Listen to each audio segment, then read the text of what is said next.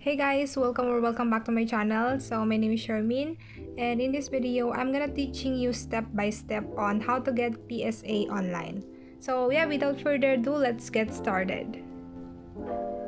Okay guys, so nandito na tayo sa website ng PSA, and ang una nyong pindutin is yung click here to request now. So ito yan.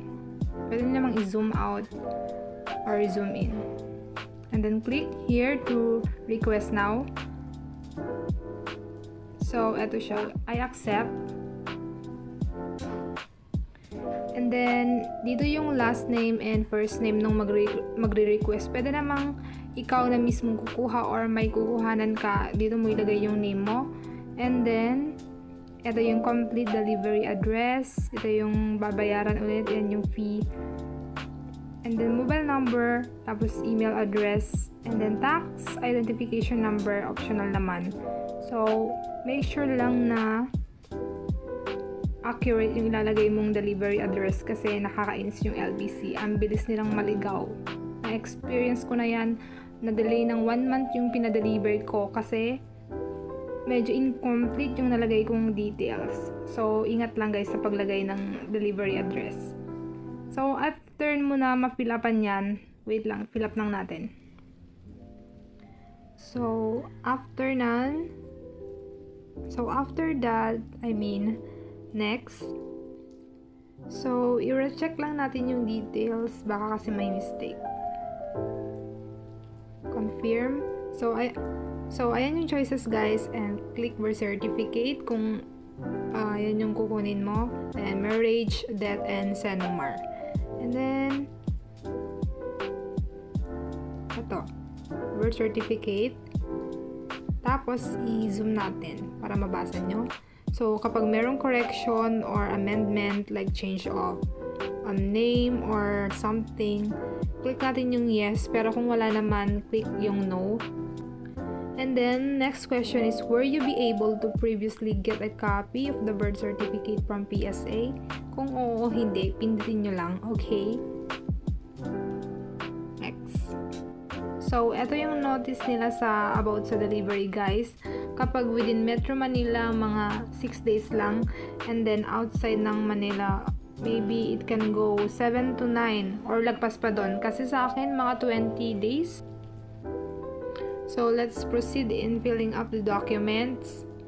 May nakalagay na asterisk, red asterisk. Yun yung mga dapat nating fill upan and hindi yun pwedeng i-skip na lang. After completing or filling up this part, you can now click save. And ayan, correct natin kung may mistake ba. Confirm. So, eto yung magpapakita. And then, click submit.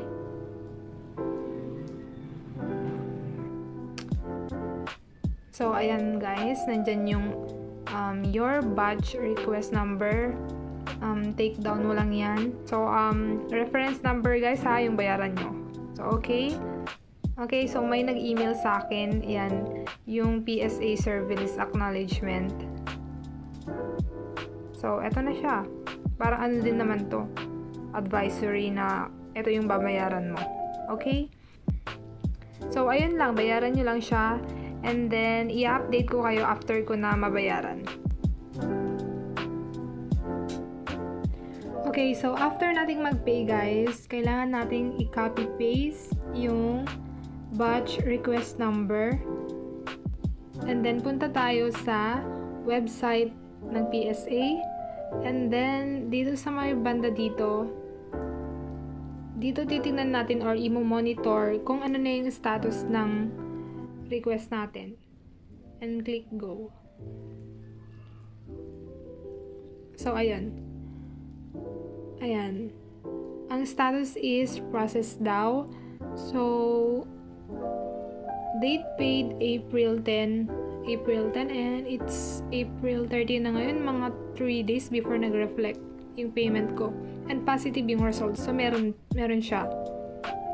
Ayan. So, ihintayin lang natin na magbago ulit yung status. Ang susunod na magpapakita rito is on delivery. So, kapag nakalagay na yung on delivery dito, magsisend sila ng email, and then nandun na yung tracking number ng parcel from LVC.